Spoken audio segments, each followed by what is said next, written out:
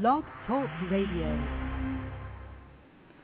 Hello, everyone. Welcome to Laurie Smith on Blog Talk Radio. Good morning. It is 6 o'clock here in the morning, Calgary, Alberta, and Friday, which is just awesome, June the 11th. I'm so happy to be here. This is One Child Abuse Survivor to Another, and we're on for 30 minutes. It's a live internet streaming radio broadcast from blogtalkradio.com, and I'm just glad to be here.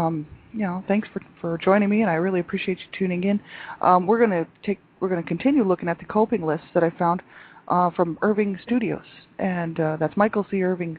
He's a psychotherapist, also a sculptor and a survivor himself of child abuse, and he has a couple of websites, and one is Irving Studios. That's www.irvingstudios.com, and also if you type in your browser Child Abuse Monument, you'll bring up the other website, which is the actual website for survivors of child abuse, that when he created the monument, along with the help of a lot of survivors of child abuse, they set up this awesome website. So you can get all kinds of information on there. It's just so good. I really like this website a lot, and I just like what he's doing. You know, he's a survivor of child abuse, but he went on to be a psychotherapist, and he's a sculptor. So he's out there trying to help people, and he's just doing such a great job. And his website's really worth taking a look at. But on his website, you can find these coping lists and for adult survivors, and that's how I found them. I just found them by looking around to see what was on his website, and I saw that there was an area for adult survivors of child abuse, and I was looking through there, and they have he's got some coping lists there, and so that's what we're going to continue looking at. And I'm just really glad to be here. This is not a professional show. I'm not a professional counselor or therapist. I don't hold any certificates or anything like that in these areas. I'm just a private citizen who pays to do my own blog talk shows, and really because I thought, I just wanted to be one more voice to add to everyone else's voice, and I wanted to show people that they're not alone, and to make sure that they keep reaching out, and keep looking for that help and reaching out wherever they can, right? Because it's so awful for people to be suffering in silence, and we know that just the statistics, statistic-wide, there's 60 million survivors of child sexual abuse just in the United States alone, living right now. So that's 60 million people just in the U.S. So you can imagine Canada, and add in the rest of the world. There's a lot of survivors out there of all types of abuse, and I know that it's so hard because a lot of times you just feel like you just might not have that support, and you might not have people in your life that you can talk to, or that even want to talk to you about it. And then trust is a huge issue. Whether or not you want to really try to trust a therapist or a counselor with your information and your heart. When people are abused, they've already been and suffered really through such horrific stuff that trust is such a huge issue. And so quite often people will not talk to anybody about it because they don't want to get hurt again. And so that's the whole issue, right? It's just so important to reach out to the groups that actually do care. There are lots of online groups that you can get involved with, online support groups, and you can just, there's lots and lots of them actually, and you can just start typing into your browser, and it's just nice to have someone to talk to, you know what I mean, who knows what you've been through, at least can sort of understand sort of what you've been through, right? We've all been through different stuff, everybody has, but it's just that it's, people understand just how hard it is to walk that walk as a survivor of child abuse, or a survivor of domestic violence, domestic assault, sexual assault, just any abuse like that, right? So that's why it's important to get some help and not suffer in silence. It's really sad, and we don't deserve to suffer anymore, right, as an adult. So that's the whole issue, right? So that's why I like these coping lists, and I wanted to kind of go through them. They're really good for everybody. They don't, even people that were not abused as children but just have a hard time coping, because life can throw some real heavy-duty stuff at us, and it's really sometimes very difficult to cope with all the stuff that's going on, and then you add a crisis in there. Before you know it, you're just not coping well, and this can happen to anybody, right?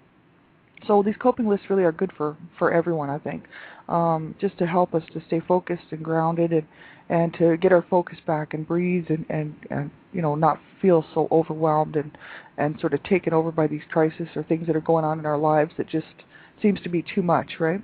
And so the coping that we left off yesterday, identifying boundaries. I want to continue on there. So yeah, you have to listen at your own discretion. I'm not a professional, and I cover all topics of abuse, so you have to listen at your own discretion.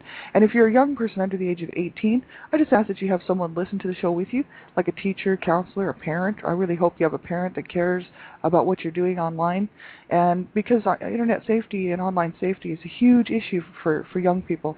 There are hundreds of thousands, if not millions, of child sexual predators out there at any given time trying to get a hold of children online.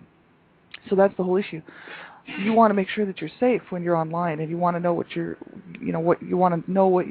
listening to, and you don't want to give out any personal information. You know what I mean? So it's really important to let an adult know what you're doing online, someone you trust and can count on in your life, because then they can help you stay safe, right? This is the whole issue, right? We're trying to save children's lives. I'm a child advocate fighting against abuse and fighting for child rights. And I study child rights and human rights, and I'm in between courses right now. So my whole goal in life is to save children's lives. And so, I would hope that you would get the information, start typing into your browser, internet safety for children, online child safety, internet safety. It'll bring you to websites that will show you how to stay safe online. So I would hope that you would do that. So we'll get right on with the show here. And I wanted to continue looking at identifying boundaries. That's where we left off yesterday. This information is just so good, right? It's just awesome. There's physical distance. These are different types of boundaries: physical distance, emotions, time, space, and thoughts. This is where we can have issues with boundaries. And we left off with time. I'll just go through them really quickly. It says to have good boundaries, you have to identify them and think about what they are. Physical distance refers to the space that you have around yourself and others, for example, being too close or too far away. Emotions, having difficulty with emotional boundaries means not being able to distinguish between your feelings and others' feelings, or merging with someone's emotional energy. And time, problems with boundaries over time means not distinguishing between present, past, and future. It is feeling yesterday's traumas as occurring in the here and now, or being absorbed in the dread or fear that something terrible is going to happen or going to occur. Space, issues with space means not knowing that the place you are in is not somewhere else. For example, your home feels like the place where you were abused. That can happen to people, and I know I've heard other survivors talk about that. And that's a huge issue, and that's why it's very important to know how to cope and how to regulate your feelings and emotions on this stuff. And I think by coming to getting some knowledge and education regarding boundaries is really a good idea, right? Because lots of survivors have all kinds of these types of issues, and I know I used to have a lot of them when I was young, especially when I was younger. And now that I'm older, I've been able to rationalize and think clearly and properly about a lot of this stuff. But when I was really young, I had a hard time with some of it. And thoughts, it says having what others think dramatically affect you. It is an example of not having healthy boundaries between you and them. So it's like if a person, if a child grows up abused in a home and they're constantly being berated, there's a lot of verbal, emotional abuse, as well as physical abuse. It can really cause you're always concerned about what others are thinking, or because if you've been berated and verbally abused all your life, right, we grow up sort of taking on that, whatever the abuser puts on you. So whatever names they might call the child, that's what the child will actually grow up thinking that they are, whether they're, the name, name calling, right, whether it's stupid or lazy or no good or whatever, right, whatever the abusers tell the children, that's generally their own view of themselves when they grow older. So they tend to pay a lot of attention to what others are thinking about them and how other people feel about them, and it can really affect people. That is a huge issue for me even today, because and I'm sure it's from the way I grew up, the abusive environment that I grew up in. And I've actually started now because I know that I treat people with respect, and I'm a good person. I consider myself to be a good person. And I don't believe the lies that my parents told me when I was young, which was, calling me names and really making me feel bad about myself, right? So I started to totally not believe that. And I started to see myself as a person who can function quite well in life, and that I do a good job at whatever I do. So I started to gain some confidence, and as that happened, I started to not worry so much about what other people were thinking about me, because I know myself, I do the best job I can.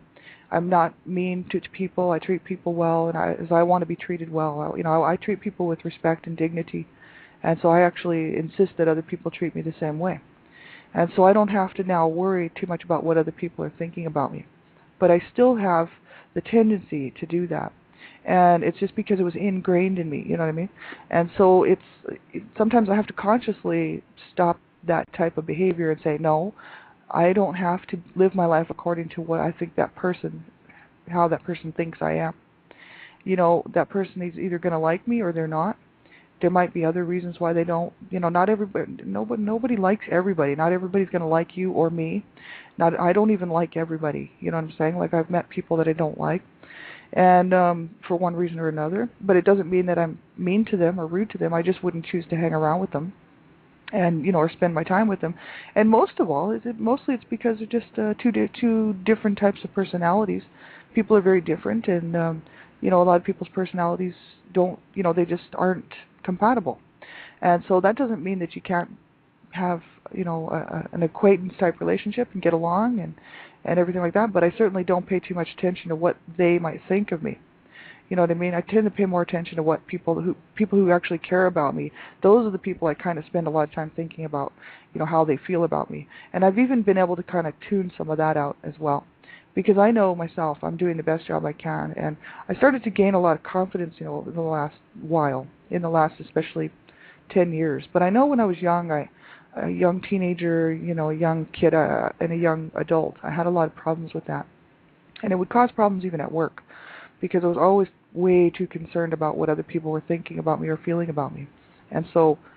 Because I wanted people to like me, because when you grow up in a home where your parents tell you quite often that they don't want you, that they don't love you, and they don't tell you they love you, then they just tell you that you're no good and you're just a rotten kid or you're evil, which I was told quite often. That you grow up with that sort of hanging around your neck like a necklace, and you wear it, and then but I took that necklace off and I threw it away. You know what I mean? Because I don't have to wear that. That was all lies. You know what I mean? And my parents were themselves very much hurting, and they were very much sick. And so they didn't know how to treat their children right. And they didn't get any help. So that's the whole issue, right? They needed help, and they didn't get any help. So that's what can happen to people, right? So I don't have to wear that around my neck. You know what I mean? I took it off, and I threw it away, and I just started afresh, and I started new, and I started to gain some confidence and realize, hey, no, I don't have to believe that garbage, because I know I'm doing a good job, because I work really hard and I try really hard, and sometimes I quite often make mistakes, and I fall down, and I get back up, and I just say, oh well, we'll just keep moving on, because people are that is gonna happen, so you don't want to let that ruin your confidence, and it's part of life, right? People do fail at things, and things do happen. You know what I mean? That we're not going to be good at everything, and people aren't going to always like everything that we do. You know what I mean? But if young people who survived abuse, they really want that affection. They want people to tell them that they're doing a good job, because if they didn't hear it as a young person, growing up, it's very hard on them later on to not take on that attitude as an adult, right? Because you're looking for that sort of that validation from your parents, and if your parents don't validate you and say, hey, you're a good kid, you're just the best kid, we're going to try to help you, when you're abused as a child, you're not going to hear any of that. And so that's the whole issue, right? We have to really work within ourselves to not pay any attention to what those people said, because it was all a bunch of lies, and then start to realize that we are doing a good job. You know what I mean? So this is the thing. I want to continue on with this. It's so good. Creating cognitive boundaries. I'll give you the website again, www.irvingstudios.com /abuse_abuse_survivor_monument /containment.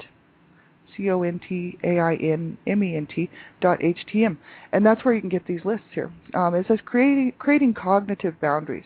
I'll just read through this here. Remember, the best time to gain control of panic, anger, or fear is early, before it gets really going. Consciously think about how you feel and what you need to say. Visualize a barrier around negative emotions. see a barrier or wall between you and what you want to keep out. That's a good idea, right? To start visualizing this stuff, cognitive boundaries, right? Visualize a protective bubble around you. I've actually done that because I felt I was under huge, serious spiritual attack about 4 years ago, and I could feel it. And I envisioned a bubble, a protective bubble of light, white light around myself, and I kept it there for many, many, many months because I could feel the negativity closing in around me. And I had just broken off a relationship with my best friend, who I had been hugely best friends for about 12 years. Spent almost every day with this person, and it was such a horrible split as far as the friendship went. I really felt a lot of negative sort of spiritual energy trying to sort of get at me, and it probably was just because I was just so traumatized by it. I loved this person, and I couldn't believe what had happened, and so I put a protective bubble around myself so that I felt better. Right? Image or even verbalize that you now have control over your body. Boundaries and the abuser. So that's the whole issue. If you're abused as a child, as an adult, you can say, that we now have control over our body, we have control over our boundaries, and we have control over the abuser. And that's just the whole issue, right? We don't have to continue on letting all of this stuff take over and control our lives. We have control of our body now. We say who's in our lives, you know what I mean? As an adult, right? If you don't want to be re-victimized as an adult, if you're a survivor of child abuse, we have to really work hard to not become re-victimized. It's such a huge issue. A lot of times people do fall back into abusive relationships because if that's all, they grew up in an abusive home, they didn't learn any boundaries. So then quite often for a partner or a boyfriend, girlfriend, or someone in your life that you would choose to hang around with, because the boundaries weren't set as a child, they're not set as an adult if you don't know how to do it, and if you don't know what to look out for. Excuse me. And you can quite often end up being re-victimized. And I swore up and down that would not happen to me. I said, no way. I already survived and lived a life of hell, and I refused to allow anybody else to treat me that way. I refuse to be around that stuff. I choose very carefully who I hang around with, who I let in my life. I don't let abusive people in my life. They're not welcome. And I really, because I'm a good person and I try to treat people right. I make mistakes, so does everybody else. But I'm talking people who just have no regard and no care for others, and don't care about people, and would easily hurt people. Those people are not welcome in my life. I just don't allow it. So, I decided really, and that was probably the best decision I could ever make, because a lot of times children who are abused, they go on to these domestic violence situations. They marry, or they have a boyfriend-girlfriend situation going on that's full of domestic violence and domestic abuse, and then they feel like their whole life that's probably what they were destined to be, is just abused. And they take on this role. And it's kind of like, well, I guess this is just the only life that I was supposed to have. And I've heard this from people, and I've heard it from my mother, and I've heard it from other people as well. My mom was abused as a child. She made up with her mother finally after about, 4 or 5 years after I was born. So she had been on the outs with her mom for probably 20 years or so, and finally actually made up with her, and because I guess my mom had finally forgiven her mother.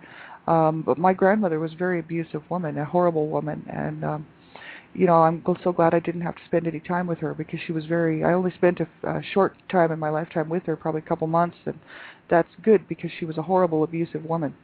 And later in life, she tried to play it off as if she wasn't, she fooled a lot of people, right? But she killed her own son. And if you can kill your own son and not feel too bad about it, you're not welcome in my life.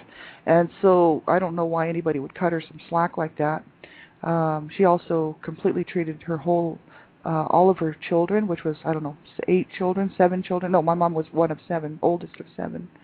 She treated her 7 children so horribly and killed one of them. So I can't allow people like that in my life. And so, my grandmother's long gone, long passed away. But I know there was people that actually really loved her and thought that she was just so great and they knew that she killed her own son. See, this is why, people need to, I don't want to say it's very unprofessional, but they need to pull their heads out of their you-know-whats. This is a very unacceptable behavior. My grandmother did not do any time, but she was the cause of her son's death, and it's documented. Now, she didn't get time. She didn't do time or anything like that. She also abused her own children, as well as about probably 10 or 15 orphans that went to live with her. When this was back in the 1930s. But see, back then they didn't have these things set in place. I guess you could just kill your kids if you wanted to, whatever. But the orphans all ran away because they were being abused, and my mom was being abused, and so were all the other children. And so my grandmother was a horrible woman, and passed that on to my mom. And and so now I don't even allow my grandmother's name to be brought up in my home, and I don't allow anybody to talk about her either. She's not welcome in my life, period. So, but my mom, she was abused as a child and went on to marry a man who would not love her and who would not treat her right until the last year of her life, when I think he thought seriously about whether or not he was going to hell or not. And the last year of her life, he actually tried to make up for it. And she was probably happy about that because I know she loved him, but he treated her so badly the whole time they were married. And so she was abused as a child and went on to have this horrible, 40-something year marriage, just ridiculous. She was suffering her whole entire life. Now, she was abusive to him, too, because she was basically trying to keep her sanity and protect herself, but she was abused her whole entire lifetime. And so that's why I would ask that everybody here who's listening to this show to not allow that to happen to yourself, you know what I mean? If you've already suffered as a child, you do not want to go on and live a whole lifetime of misery and pain and abuse and sorrow. You want to find someone who will love you and treat you right. You know what I mean? It's not worth it just for a paycheck to keep the house over your head. Your children will not be happy. Kids growing up in a domestic violence situation, domestic abuse. Even if the abuse is not directed at them, they will suffer greatly because of it. Because if the mother's not happy or the father's not happy, because we know that men are abused as well, then the children will take that on. They will think it's their fault, or they'll wonder why their parents were that way. It will always affect them, and they will never really be able to come to terms with it unless you, as the parent, get help. Because children really are only happy if their parents are happy. And so, and they're only content if their parents are content. Really, it's a mirrored situation, the whole family unit has to be happy as a whole. Otherwise, it doesn't work, right? So if you're already abused as a child, you certainly don't want to spend the rest of your lives being abused, right? That is so stupid. And you see people do it. And there's a lot of psychological stuff going on behind that, right? So make sure that you get some help and do not allow yourself to be abused, right? And it says, I'll continue on with the list here, assert boundaries out loud to your abuser without them there, right? Let's say this is somebody who abused you as a child. They're no longer in your life, but you still have flashbacks and whatnot and feelings that come around you, you might see something and it just brings back all this feelings and flashbacks, emotions and whatnot. You can actually assert boundaries by shouting out loud to your abuser, right? You can say, no, you are not welcome here, or you cannot hurt me any longer. These are things that a person could say, right? I'm just throwing that in there. But, that's what we can do to start to set these boundaries, right? To realize that these people, as an adult survivor of child abuse, they can no longer hurt us. They're no longer able to even come around us, you know what I mean? This is the sort of thing. And even if, without them there, you don't have to tell them personally, even if they're living. It's just that you can assert these boundaries around you. Saying them out loud really enforces it, right, in your mind, and the spoken word is so powerful, right? And it says, visualize yourself as strong and empowered. That's very important. We need to see ourselves as survivors, as strong people, and empowered people. We have the empowerment really to heal, and it is really all up to us if we want to allow ourselves to be healed. You know what I mean? To walk free from the abuse, right? We have the power to do that, but we have to get help. Quite often people can't do it on their own. And so that's the whole issue. If you're having a hard time, you reach out to people around you. Get some group support, therapy, counseling, whatever it takes to get that help, right? Because we are strong, and we can get through this. And I believe it. I say it to myself all the time. And it's not just saying words. I actually believe it. And so you have to believe what you say. You know what I mean? It says trust your gut feeling and inner voice. And I do. I trust my gut feelings, and I really I really trust my inner voice because I know that there's truth in there, right? Practice saying no assertively, but not aggressively. Now that's the thing, growing up abused, you might take on this, have some anger issues and anger management issues and stuff. So we can practice saying no assertively, but without the aggressive, behavior behind it, so that we don't come across as being very aggressive or people, rude people. We can learn to say no assertively, and I need to practice that. Tell people what your limits are. That's important. Somebody's pushing past the boundaries that you have set up already or that I've set up. I can tell them what my limits are. I can say, no, you know what? Now you're crossing my boundary. We have the right to say that. We have the right to a good life. We don't have to allow people to push us around anymore. And, so if you've been abused, you do not have to take any more abuse. I'm telling you this right now. It says visualize that you are surrounded in healing white light. That's what I did, And it really did help. And, it helped me get through some really tough times. It says tell yourself that you are worthwhile. I just started doing that. And that was so important because I would look in the mirror and I could hear all these words that my mother would have told me, like that she did tell me for years when I was growing up. And they ring through my head, her voice and what she had said to me. And I started to actually fight that by saying, no, I do count, I do matter. You know what I mean? And I would say that over and over and over again. And I would be like, you know what, it's the truth. I do count and I do matter, and all that garbage my mom put on me was lies and the fact that she couldn't cope, right? So that's the whole issue. And it says, look in the mirror and tell yourself that you love yourself and approve of who you are. That's another important thing to do. And a lot of people think that's very silly, but you know what? When you're suffering and your inner child is hurting, then you need to tell that inner child that you love them and that you need to nurture that inner child and that you have to approve of yourself, right? It's so important because if you were not shown any love or approval from your parents or your caregivers when you're growing up, you have to become that. You have to do that to yourself. You have to become that parent that you never had. And that's what I was talking about yesterday. We have to become that parent that we never had, that we wanted so badly in our life, who cared about us and loved us and would never intentionally hurt us on purpose, right? Sometimes parents hurt their children, but it's not on purpose, and parents make mistakes just like children make mistakes. Everybody makes mistakes. But I'm talking people who intentionally hurt their children, right? We have to become the parent that didn't do that, right? And nurture ourselves and learn to love ourselves, right?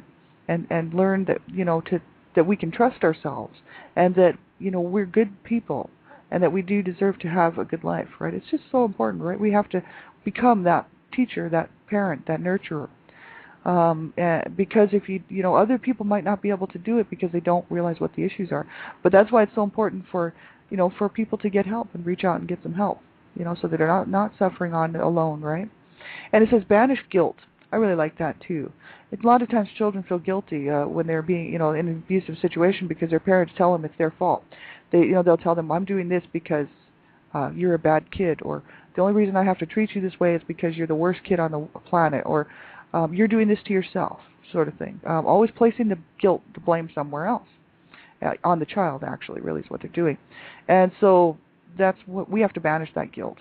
Children are not guilty. They are innocent. And children are, the abuse is never the child's fault. So as an adult, we have to really learn that. We did not deserve to be treated that way. No child deserves to be abused. And there's no possible way you can justify it. Abusers choose to abuse, and that's the whole issue. Well, thanks for listening, everybody. I've got about a minute left. I'm the Canada Regional Director for Dreamcatchers for Abused Children. I hope you will check out our website at www.dreamcatchersforabusedchildren.com. You can get some great information on there for all kinds of information, for survivors, for people who work with children, learning the signs and symptoms of abuse, how to report it, prevention, intervention. And we got all kinds of great resources and links there. I would hope that you would go check it out. And have a great day, everybody. It's Friday. I'm so happy. I hope you all have a lovely weekend. I'll be back on throughout the weekend with different shows and whatnot. You can check my show schedule there. And I'll be back on tonight with Donna Shear, Dreamcatchers Talk Radio at 10 o'clock p.m. Eastern Standard Time at www.blogtalkradio.com/Dreamcatchers. So have a great day, have a great weekend, and we'll be seeing you around here this weekend as well. So we'll talk to you real soon, and just make sure you take care of yourselves, everybody. Bye-bye.